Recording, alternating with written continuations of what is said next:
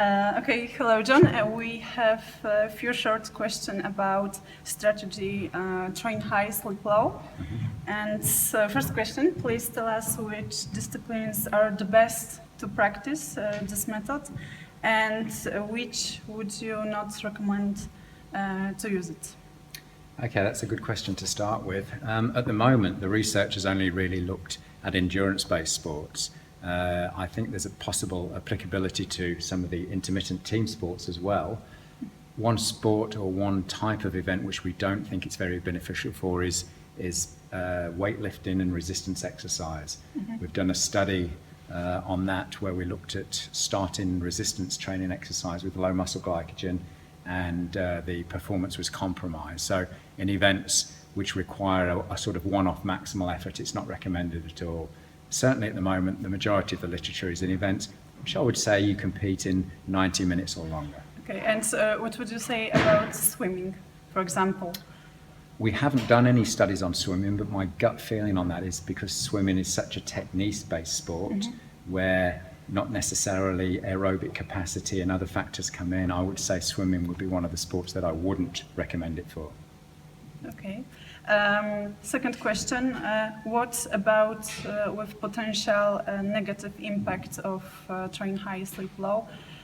Did you recommend some methods besides caffeine, for example? Okay, well, firstly, train high, sleep low. It doesn't really have any negative benefits because you're training with high glycogen and then sleeping low. The strategy which probably we're referring to here is when athletes train twice a day and the second session was undertaken with low glycogen, and that's when performance was compromised or high intensity training was compromised, and that's where we used caffeine. But with the more recent studies that we've done, the one that's just been published in Journal of Applied Physiology, we trained the athletes late at night and slept them low. The only negative to that, I think, would be possible sleep disturbances, but we didn't monitor the sleep architecture in that particular study, and anecdotal evidence from our subjects suggests it probably wasn't a problem. Okay, so we don't have to be afraid of, for example, muscle injuries. I think you've got to remember that any train low strategy is part of an overall periodized training program where some of the sessions will be undertaken with high glycogen and some with low glycogen. If you're training low all the time, then yes, I think you might run into problems, but that's not what we're saying from the scientific literature. Okay.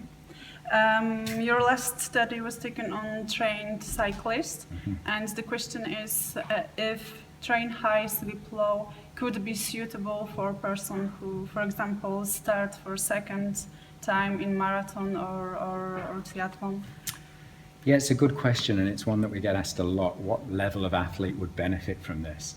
And my answer to that is simple. If you've exhausted all the other avenues of improving performance, then perhaps you can start, manipulating and periodizing training to this degree. But my gut feeling is for a novice athlete who's running their perhaps first, second, or even third marathon or doing a triathlon, that they need to have maximized all their training potential before they start really doing these, what we would call periodized nutritional plans. So my answer to that would be for those people to just train more to start with, and then when they've reached what they think might be a potential maximum as far as performance, then start looking at different strategies.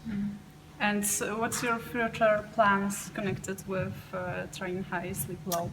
Well, that's a very good one at the moment. We've just finished, and you'll be the first person to hear this in the world, we've just finished the first half of a study where we have elite race walkers with Olympic and World Championship medals from 5 continents who have just spent 3 weeks at the Australian Institute of Sport.